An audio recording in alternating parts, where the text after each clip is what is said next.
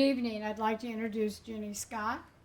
She's a filmmaker, wonderful author of over 200 books, game designer, songwriter, and tonight she's going to share with you some of the ways she's been successful in her lifetime and how she can help you improve your life if you're a writer or someone who's very creative.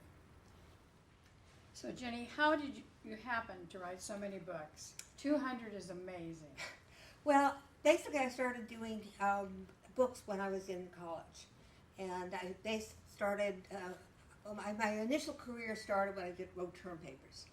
And so I started finding I could write really quickly and I could write for a lot of people very fast.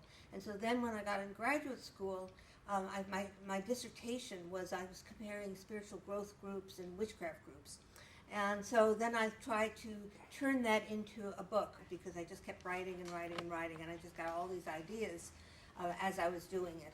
And so then I thought about, well, how do I convert this into something as a popular book? And so I turned it into a book called Cult and Countercult. So that was my very first book that I published.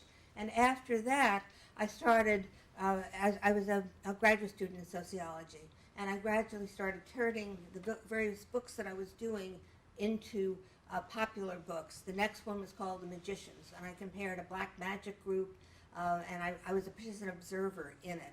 And then after that, I started looking at other topics to talk about as a participant observer.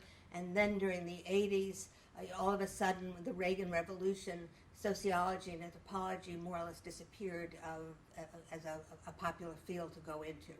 So I started writing business books. And initially, I started with a multi-level marketing company. And then multi-level was really popular in 1980s. Because a lot of people were out of work. It was the recession in 1983. After the multi-level marketing collapsed, all of a sudden people owed a lot of people money because things didn't start up. They were supposed to start up. So I ended up writing books on how do you collect money from people that owe you money. And so those became actually my most popular books at the time.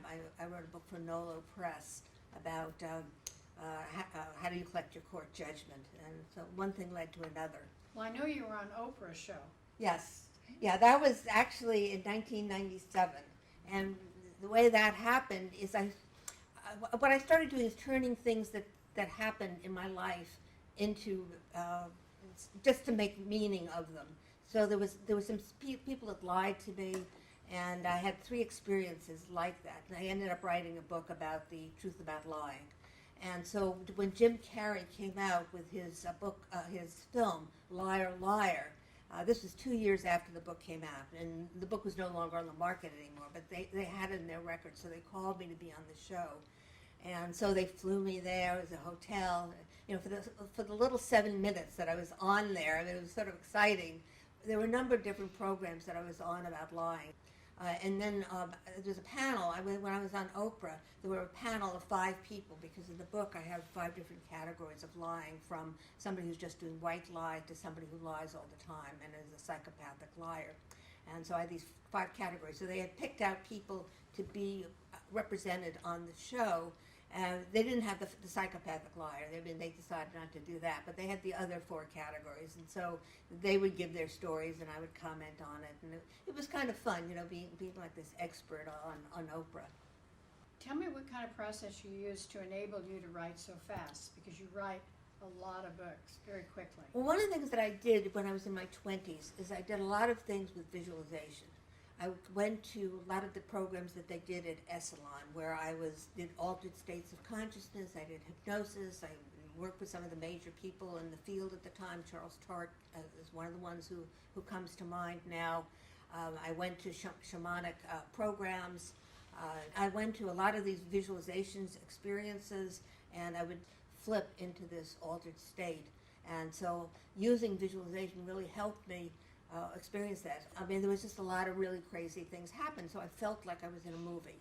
And so I started writing the script at the time, and I incorporated, I called it Moving On. How did you learn how to turn your scripts into movie?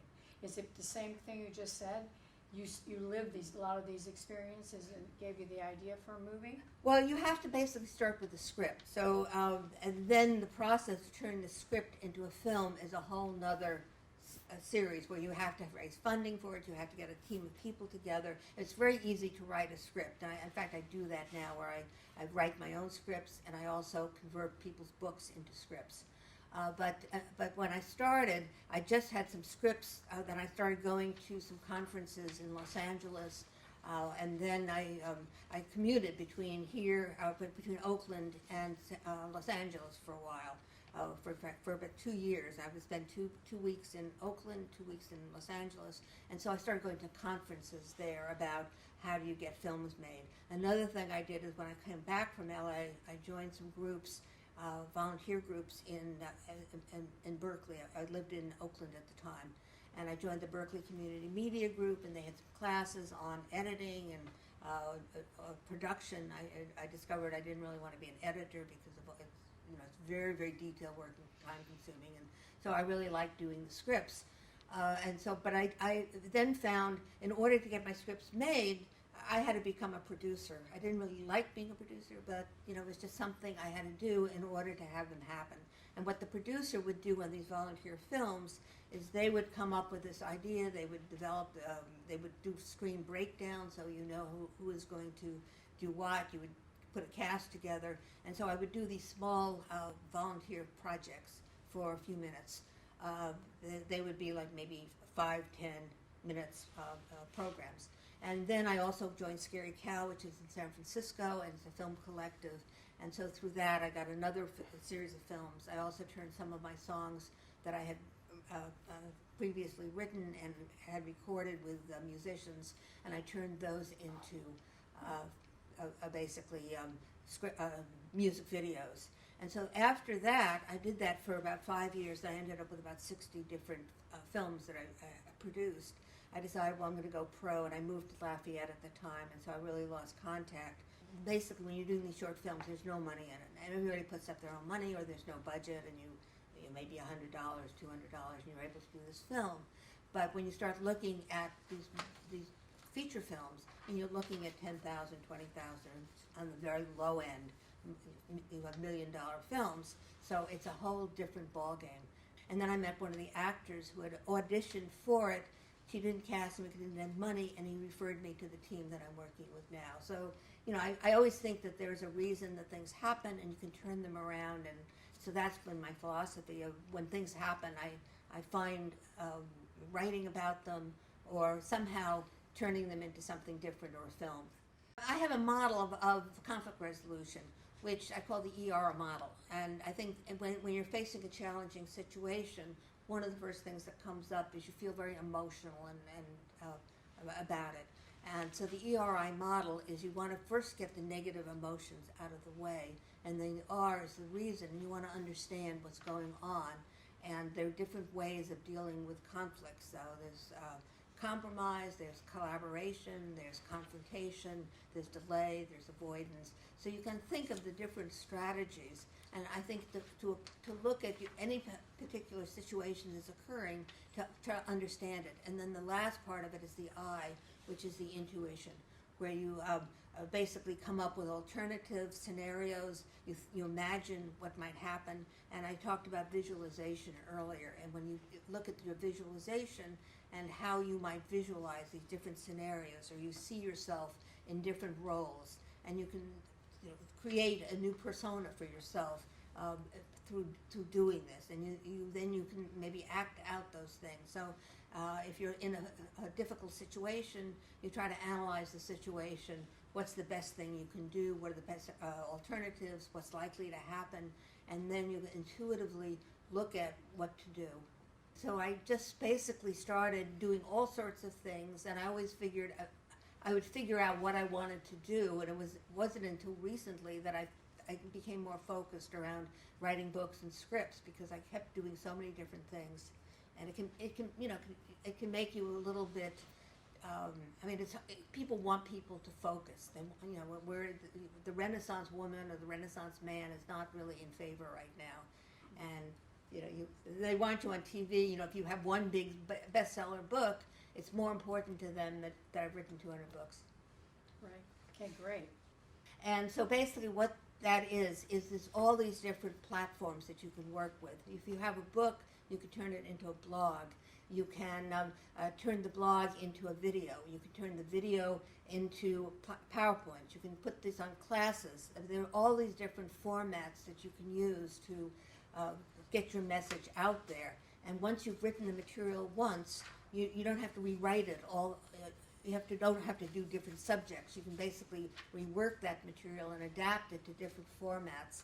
And you that can tie in with branding, because if you have a certain identity and you want to write things in a certain way, you would just put them in the different formats. You keep the website, and it's like you have this whole platform that you put all your material together, and it increases your visibility and where you are, because the people see much more of you in different places. And there are all these different audiences, so you want to figure out who your audience is.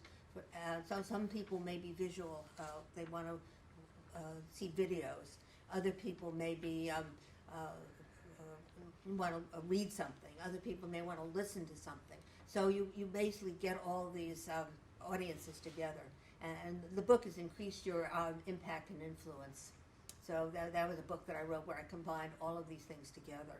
And then I also started doing these PowerPoints for this. This is going to be turned into a course and a workshop where I was going to, I belonged to BNI groups at one point, and I belonged to some success network and referral groups. So they have you do these presentations that every 6 months or so you do a presentation.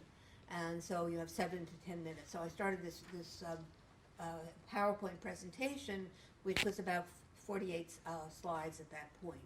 And then when we talked about this program, we talked about, well, how do you get tips, or how do you learn from this? So what I did is I incorporated another 25 slides of tips in that, and then I turned this is the PowerPoint presentation, which hopefully we'll be able to see at the very end. But I created all these slides, and then I have, after each slide or each set of slides, I would have some tips about what I learned from that particular series of experiences. My first 50 books or so were all published by traditional publishers, and these are going back before, about 15 years ago, the whole publishing industry changed. And what happened then is that the big publishers wanted celebrities. They wanted people who were famous. They wanted people who had big platforms. They're speakers who were going around, or people on Twitter, or had 50 million followers, or 50,000 followers, or 1 million followers. So there was a total change in the marketplace. At one time, I was writing a lot of these what's called mid-list books, and those are books like for self-help, for popular business, and they would sell maybe 10, 20,000 books, and publishers were happy. Well, all of a sudden, when the market changed, the people who were doing the mid-list books suddenly lost their platforms. A lot of the publishers consolidated, and so you ended up with the big 5 or the big 6 now. And so some of the smaller publishers went out of business, or they specialized in niche publishing.